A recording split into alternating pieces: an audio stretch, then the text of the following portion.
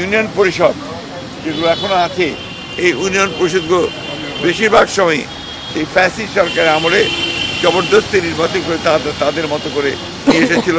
এটাকে অবিলম্বে আমরা মনে করি, যেহেতু সিটি কর্পোরেশন ভাঙা হয়েছে, পৌর কর্পোরেশনগুলো ভাঙা হয়েছে, উপজেলা ভাঙা হয়েছে, সুতরাং এটাকে ভেঙে দিয়ে পরবর্তী নির্বাচনের মধ্যে দিয়ে আসবে এবং ট্রেড বডিগুলোকে ভেঙে দিয়ে আমরা বলেছি যে নির্বাচনের মাধ্যমে এটাকে আপনার পুনরায় আপনার সুষ্ঠুভাবে নিয়ে আসার জন্য আমরা বলেছি। সামগ্রিকভাবে আমাদের সমস্ত রাজনৈতিক দলগুলোর সাথে আলাপ আলোচনা করে এই জাতীয় ঐক্য সৃষ্টি করার ব্যাপারেও আমরা আহ্বান জানিয়েছি।